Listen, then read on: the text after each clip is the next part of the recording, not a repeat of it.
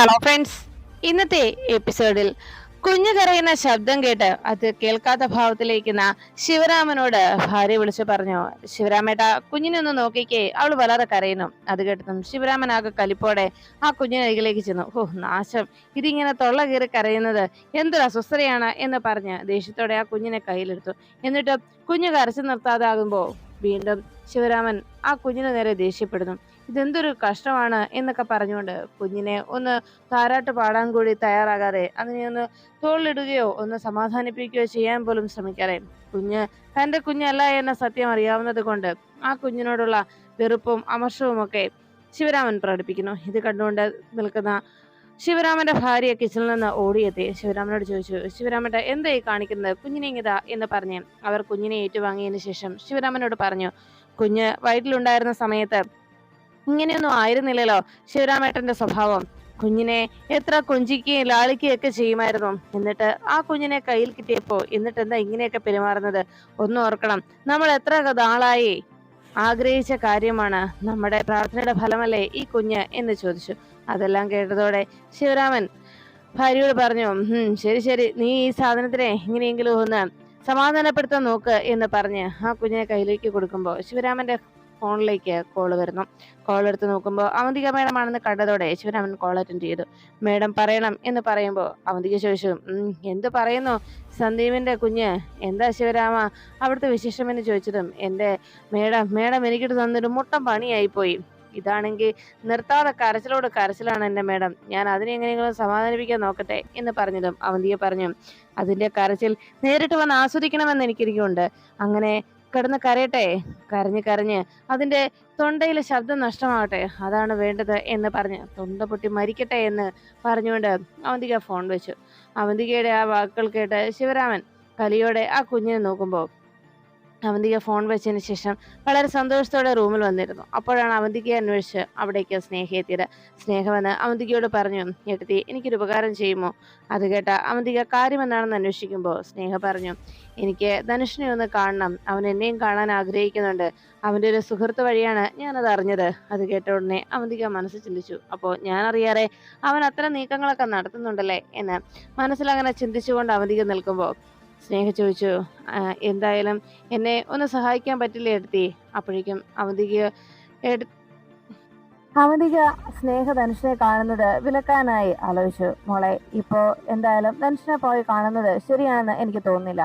പിന്നെ മോൾ എപ്പോഴും അവനെ കാണാൻ ആഗ്രഹിക്കുന്നുണ്ടെങ്കിൽ അത്രത്തോളം മോൾ അവനെ ഇപ്പോഴും സ്നേഹിക്കുന്നുണ്ടോ എന്ന് ചോദിച്ചപ്പോ സ്നേഹ പറഞ്ഞു, എടുത്തി എനിക്ക് പറയാതിരിക്കാനാവില്ല, ഞാൻ അത്രത്തോളം അവനെ സ്നേഹിച്ചതല്ലേ, ഇനി എനിക്ക് മറ്റാരെയും അങ്ങനെ സ്നേഹിക്കാനും ആവില്ല. അതുകൊണ്ടാണ് അവനെ ഒന്ന് കാണണമെന്ന് ഞാൻ ആഗ്രഹം പറയുന്നത്. അത് കേട്ട അവന്തിക ആകെ ദേഷ്യത്തോടെ മനസ്സിൽ ചിന്തിച്ചു, അങ്ങനെ ഇനി ഒരു കൂടിക്കാഴ്ച ഞാൻ സമ്മതിക്കില്ല എന്ന് മനസ്സിലങ്ങനെ ചിന്തിക്കുമ്പോൾ അവന്തികയോട് വീണ്ടും സ്നേഹ കാര്യം അന്വേഷിച്ചു. അപ്പോഴാണ് അവന്തിക പറഞ്ഞത്, മോളെ ശരിയാണ്, നമ്മൾ ഒരാളെ ആത്മാർത്ഥമായി സ്നേഹിച്ചു കഴിഞ്ഞാൽ അയാളെ നഷ്ടമാകുന്നു എന്നറിയുന്ന നിമിഷം നമ്മളെ എന്ത് ചെയ്യാനും നമ്മളെ പ്രേരിപ്പിക്കും നമ്മുടെ മനസ്സ്. അത് മാത്രമല്ല, കൺമുന്നിൽ നമ്മുടെ സ്വന്തമായിരുന്നോ നഷ്ടമാകുന്നത് കണ്ടു നിൽക്കാൻ കൂടി നമുക്ക് കഴിയില്ല എന്ന് അവന്തിക പറയുമ്പോൾ അന്ന് ക്ഷേത്രത്തിൽ വെച്ച് സ്നേഹയുടെയും ധനുഷിന്റെയും വിവാഹ സമയത്ത് ധനുഷ് താലി കെട്ടാൻ ഒരുങ്ങിയ നിമിഷം തലകറങ്ങി വീണ അവന്തികയുടെ അപ്പോഴത്തെ ആ മാനസികാവസ്ഥയും രംഗങ്ങളുമെല്ലാം അവന്തിക ഓർമ്മിച്ചു. അതുകൊണ്ട് അവന്തിക പറഞ്ഞു, മോളെ എന്തായാലും ആദ്യ പ്രണയമാണെങ്കിൽ അതൊട്ടും നമുക്ക് മറക്കാൻ കഴിയില്ല, അതാണ് സത്യം. എന്തായാലും ഒരു കാര്യം ഞാൻ പറയാം, മോളുടെ മനസ്സിന്റെ ടെൻഷൻ മാറാനായിട്ട് ഇപ്പോ ഏട്ടത്തിക്ക് ഒരു കാര്യം മാത്രമേ മോൾക്ക് പറഞ്ഞു തരാൻ കഴിയൂ. ഇന്ന് മോൾക്ക് ഈ അവസ്ഥ ഉണ്ടാകാനുള്ള കാരണക്കാരി ആ അർച്ചനയാണ്, അത് മോള് മറക്കണ്ട. മോളുടെ ജീവിതം തകരാനായിട്ടുള്ള എല്ലാ വഴികളും ഒരിക്കലും അവൾ തന്നെയാണ്. അർച്ചനയും മാതിരിയും ഈ വീട്ടിലുള്ളിടത്തോളം കാലം മോൾക്കൊരു നല്ല ജീവിതം ഉണ്ടാവില്ല എന്ന് സ്നേഹയോട് അവന്തിക പറയുമ്പോൾ സ്നേഹ പറഞ്ഞു, ഏട്ടത്തി ധനുഷിന്റെ ഓർമ്മകൾ എന്നെ വല്ലാതെ വീർപ്പ് മുട്ടിക്കുകയാണ്. സത്യത്തിൽ എനിക്ക് മരിക്കാൻ ഭയമാണ്, പേടിയില്ലായിരുന്നുവെങ്കിൽ ഏത് നിമിഷവും ഞാൻ എൻ്റെ ജീവിതം അവസാനിപ്പിച്ചേനെ എന്തെങ്കിലും ചെയ്ത് എന്ന് അവന്തികയോട് സ്നേഹ വിഷമത്തോടെ അറിയിച്ചു. ഉടനെ അവന്തിക വേഗം ചെന്ന് തന്റെ ഡ്രോ തുറന്നിട്ട് അതിൽ നിന്ന് ഒരു കുപ്പി പുറത്തെടുത്ത് വെച്ചിട്ട് പറഞ്ഞു, മോളെ എനിക്ക് ഇതുപോലുള്ള സാഹചര്യങ്ങളും അവസ്ഥകളും ഉണ്ടായിരുന്നു. മനസ്സിനെ ഒട്ടും സമാധാനപ്പെടുത്താനാകാത്ത സാഹചര്യത്തിൽ മനസ്സ് വല്ലാതെ ആശങ്കപ്പെടുകയും സങ്കടക്കടലിലാഴുകയും ചെയ്യുന്ന ആ നിമിഷത്തിൽ ഞാൻ സമാധാനം കണ്ടെത്തിയിരുന്നത്, ആശ്വാസം തേടിയത് ഇതിലായിരുന്നു. ഇത് കുറച്ചൊക്കെ നമ്മുടെ മനസ്സിന്റെ ആശങ്കകളെയും വിഷമങ്ങളെയും എല്ലാം അകറ്റും. അതുകൊണ്ട് എനിക്ക് മോളോട് പറയാനുള്ളത് അത് മാത്രമാണ്. എപ്പോഴും കണ്ണടച്ചാൽ പോലും ധനുഷിന്റെ ഓർമ്മകൾ വന്ന് മോളെ അലട്ടുകയാണെന്നല്ലേ മോള് പറഞ്ഞത്. അങ്ങനെയാണെങ്കിൽ മോൾക്ക് നല്ല മയക്കം കിട്ടാനും മറ്റെല്ലാത്തിൽ നിന്നും മുക്തി നേടാനും എല്ലാ പ്രശ്നങ്ങളിൽ നിന്നും രക്ഷപ്പെടാനും ഒക്കെ ആയിട്ട് ഒരേ ഒരു അവസരം, ഒരേ ഒരു വഴിയേ ഉള്ളൂ. ഇത് കഴിച്ചാൽ മനസ്സിന്റെ ടെൻഷൻ എല്ലാം മാറും. നമ്മള് മനസ്സ് കൂടുതൽ ഫ്രീ ആയി കിട്ടും. അതുകൊണ്ട് ഞാൻ മോളെ നിർബന്ധിക്കുന്നില്ല. പക്ഷേ മോള് റൂമിൽ ചെന്നിരുന്ന് ആലോചിച്ച് നോക്ക്, ഏട്ടത്തി പറഞ്ഞത് ശരിയാണോ ഇല്ല എന്ന്. അങ്ങനെ ഏട്ടത്തി പറഞ്ഞതാണ് ശരിയെന്ന് മോൾക്ക് തോന്നുന്ന നിമിഷം മോൾക്ക് ഇവിടേക്ക് വരാം. ഇവിടെ വന്ന് അനുവാദം പോലും ചോദിക്കാതെ മോൾക്കിത് എടുത്തുകൊണ്ട് പോകാം എന്ന് അവന്തിക സ്നേഹയോട് പറഞ്ഞു. ഒന്നും മിണ്ടാതെ സ്നേഹ അവിടെ നിന്ന് മടങ്ങുന്നു. പിന്നീട് കാണുന്നത് അർച്ചനയും ശശിയും കൂടി ടോയ്സ് വാങ്ങിക്കാനായി ഒരു ഷോപ്പിലേക്ക് എത്തി.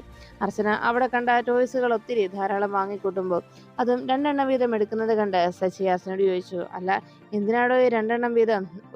ഒരു കളിപ്പാട്ടം പോരെ, ഓരോന്ന് വീതം പോരെ, 2 എണ്ണം വീതം എടുക്കേണ്ട ആവശ്യം എന്താ എന്ന് ചോദിച്ചതും അർച്ചന പറഞ്ഞു, അതെ ശശിയേട്ടാ, ഞാൻ 2 എണ്ണം എടുത്തത് ഒന്ന് ആ ശിവരാമേട്ടന്റെ കുഞ്ഞിനാണ്. നമ്മുടെ മോള് ജനിച്ച അതേ ദിവസം തന്നെയല്ലേ ആ ചേട്ടനും കുഞ്ഞു ജനിച്ചത്.